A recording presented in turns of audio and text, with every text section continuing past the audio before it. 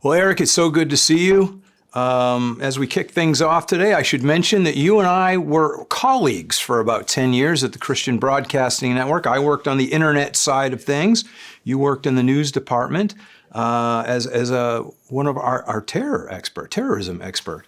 And what I love about your story, Eric, is that you started out your career as a sports writer in Philadelphia. So covering the movings and the comings and goings of Osama bin Laden versus the number 5 pitcher of the Philadelphia Phillies is quite a contrast. So how did all that come about, that you moved from sports writing into terrorism analyst, and now Israel is your big topic? Yeah, Chris, number one, great to be back with you, of course. We had great days at CBN News. You know, I got out of college early 1999, and they say, write what you know. I want to be a writer. My background's print, TV now.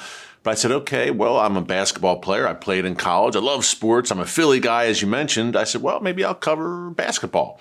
So long story short, I'm covering local sports to start, high school sports. You have to start somewhere. That's right. Got my big break, so to speak, with a magazine in New York City covering the NBA. I'm at Madison Square Garden interviewing professional basketball players. A dream come true, but it felt unfulfilling.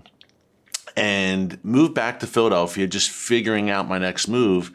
9/11 happens. That's right. Now, a prelude to that, I'd always had a passion and a very serious interest in the Middle East, foreign policy, Israel, through my dad. So always reading, always on top of it. Never thought it'd be a career. But for me, 9/11 happens just as a concerned American. I start to devour everything I get my hands on about the Middle East, Al-Qaeda. I read the Quran. Because I thought the other shoe was going to drop in a major way. Thankfully, it didn't, although we've had clearly attacks.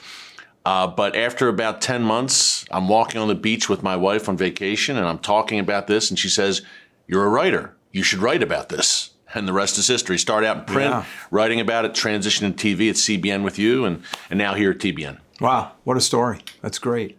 And that's a condensed version. Well, bringing us up to now, something that you're excited about, I'm excited about, is you have a new endeavor, a new show called Stakelbeck Tonight that will be unveiling very, very soon. What can you tell me about it?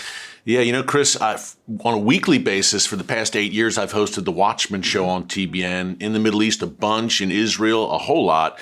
So much is going on in the world right now, obviously, that we said, look, once a week isn't good enough. So every Monday through Friday, every weeknight, Monday through Friday, we'll be on TBN in prime time and covering all of these events unfolding right now. Look, the world is upside down. It's a tumultuous time, obviously. I believe these are Bible times and prophetic times as well. So we'll have a bird's eye view for our viewers from London, Jerusalem, D.C., and points beyond, bringing them the inside on-the-ground story of what's happening in our country, in the world, and why it matters to them, why it matters to the body of Christ. You just got very busy going from 1 day a week to 5 days a week. So that's a schedule that's probably going to keep you moving. I literally moved, yes, you Chris, did. Geographically from Philadelphia to the Dallas-Fort Worth area where TBN's headquarters is based. As a Philadelphia Eagles fan, that was very difficult to go to Cowboys country, but it was worth it.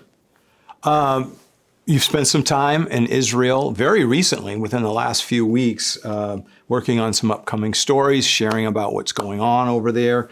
I'm sure you had a good chance to really take the temperature of what's happening in the Middle East right now in lieu of the October 7th massacre. Yeah. What can you tell us? What did you experience there?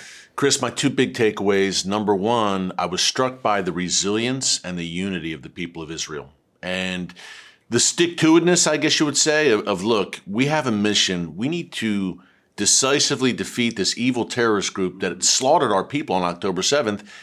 I don't want to say their attitude was, we don't care what anyone thinks, but they're saying, you know what, the Biden administration, Europe, the UN, they can gnash their teeth about what we're doing, but we're going to see this through because we must. I was really struck by the seriousness, not surprisingly after the trauma of October 7th, but the unity, the seriousness, and also a spirit about the people of Israel, almost a spirit of confidence. Really? In that, yeah, among many, especially those serving in the military, morale was very high among everyone I encountered.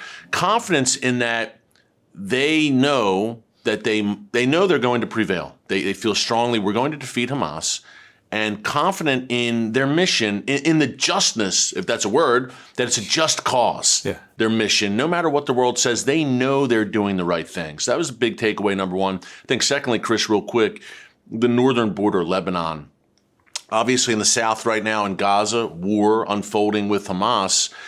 But we spent time in closed military zones. We had exclusive access granted by the Israel Defense Forces along the Lebanon border. And as a believer, I don't want to say there was a spirit of fear or dread, but I can say, Chris, that something big is coming to the north. I think it's pretty clear when you have 80,000 Israelis evacuated from those northern communities along the Lebanon border. Something has to be done. It's unsustainable. You have Israelis from the north living in hotels scattered throughout the country, living out of a suitcase, not knowing when they're going home. So the Gaza war, a big deal, obviously. I think the big one is coming to the north. That was one of the big takeaways for me. So how do these recent events fit prophetically into what we read from the Bible? Or do they? I mean, I've got to believe that they do. Yeah, I believe, Chris, that we see the groundwork being laid for some major prophetic events. October 7th was so clearly, to me, a massively demonic act. Yeah. And it's almost like something was unleashed on that day. It was always chaotic, obviously, in the Middle East, but something serious was unleashed and dark was unleashed on that day. And I think what you're going to see is Israel defeat Hamas, and then that I call it the Great Northern War against Hezbollah in Lebanon, in Syria. Does that have prophetic implications, perhaps? I believe it does, in that it could be laying the groundwork for a war laid out in the book of Ezekiel. Chapters 38 and 39. Funny name, the War of Gog and Magog, but it's from the Bible. It's from the Bible. And that's a war that talks about, I believe, Russia and Turkey and Iran coming together and coming against Israel. And Chris, real quick, when you look at the geopolitical chess pieces moving on the board right now, you see Russia, Turkey, and Iran increasingly aligning like they never have before. Historically, they're rivals. Now they're aligning. All three are increasing. Well, Iran's been. Turkey and Russia really turning against Israel as well. So it seems like things are lining up, and maybe these are smaller wars on the road to a larger confrontation, which, by the way, Israel wins, not through its own might, but through the God of Israel. Ezekiel is very clear about that. God intervenes in a mighty and miraculous way. Changing gears. What I love about your work that you do at TBN are the specials that you do. You've done some great ones. The Great Reset. One of the more recent ones, the artificial intelligence. You know, what does that mean to the people of faith? My question is, what do you look for when you're doing these specials? I mean, how do you land at a topic and then chase it? Hot button topics, Chris, that affect every American and the body of Christ, and stories that I see, first of all, that are emerging and are going to grow bigger very soon. And secondly, that the mainstream media is either ignoring or they're not covering it from the kind of angle that matters to the body of Christ and to really the average American. That's some of the things I look for. The Great Reset is this move. It almost sounds conspiratorial, but it's very true. This move by global elites to form a one world government, that so-called New World Order we've heard about so much during the years. They really want to make this a reality. Some of the world's most powerful people, so we've covered that. The rise of AI, that's going to profoundly affect all of us, Chris, and the way we live, artificial intelligence. So these are issues I believe every American and the church need to know about and need to know how to approach. How do we live in these tumultuous times? I believe they're Bible times where good is called evil and evil is called good. So that's something I look for. And a fun one, we're talking some heavy subject matter, obviously now, Chris, but a fun one I recently did, it just aired on TBN.